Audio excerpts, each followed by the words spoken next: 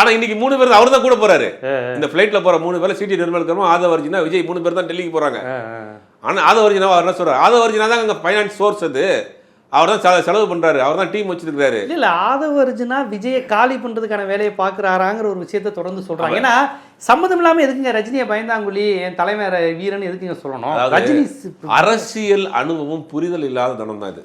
இது வந்து அவ்வளவு நீங்க வந்து ரொம்ப டீப்பாவெல்லாம் நீங்க அவர் வந்து ஒரு அரசியல் சாணக்கியம் ஒரு ஸ்லீப்பர் செல்லுங்கிற அளவுக்கு யோசிக்க வேணாம். அந்த அளவுக்குலாம் நீங்க யோசிக்க கூரே அவ்வளவுதாங்க, அவ்வளவுதான், இவ்வளவுதான் கூறுவாது அவ்வளவுதான் ஊர் சொல்லுவாங்க இல்ல, அந்த மாதிரி தான்.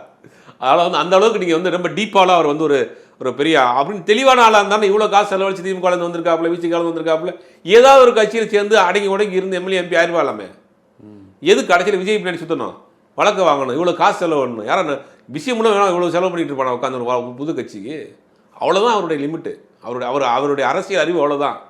சும்மா லேப்டாப் வச்சுக்கிட்டு ஸ்ட்ராட்டஜிஸை வச்சுக்கிட்டு டேட்டாஸை பேசிக்கிட்டு 96 முதல்ல இந்த பக்கம் அம்பேத்கர் அந்த பக்கம் காந்தியும் வச்சுட்டு பேனா அப்படி வச்சுட்டே பேசிட்டு அதை விட்டுட்டு இப்போ வந்து சாவர்கர் போட்டோவும் இந்த பக்கம் இவர் போட்டோவும் வச்சுருவாங்க. அடுத்து டாக்டர் மூஞ்சே கோவல் அந்த மாதிரி போட்டோ வச்சுட்டு இனி எந்த ஸ்டேட் வந்து டெல்லி எந்த தலைவர் வந்து சாவர்கர் அப்படின்னு பேச ஆரம்பிப்பாங்க. வெக்கமே இல்லாமல் போறாங்க. இப்போ திமுகவோடவா பாஜக மோசமான கட்சி அப்படின்னு. ஆமா, அன்னைக்கே எங்க தளபதி சொல்லியிருக்காருல்ல, பாயாசத்தை விட பாசியத்தை விட பாயாசம் பெருசு அப்படின்ற மாதிரி பேசுவாங்க. டெல்லியை காமிச்சு எதுக்கு போதும் மிரட்டுறீங்க?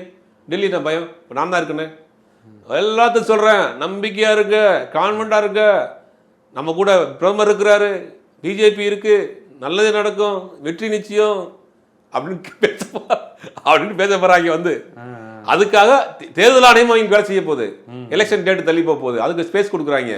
இவங்க நார்மலைஸ் பண்ணி இவங்களை வந்து ஒரு மாதிரி இவங்களை வந்து செட் பண்ற வேலையை செய்ய போறாங்க. இப்ப இல்ல இப்ப கிறிஸ்டின் முஸ்லீம் ஓட்டை பிரிக்கணுங்கிறதான அஜெண்டா திமுக போகக்கூடிய. இப்போ பாஜக போயிட்டா அப்போ அந்த ஓட்டெல்லாம் அவங்க போயிடும்ல விஜய்க்கு?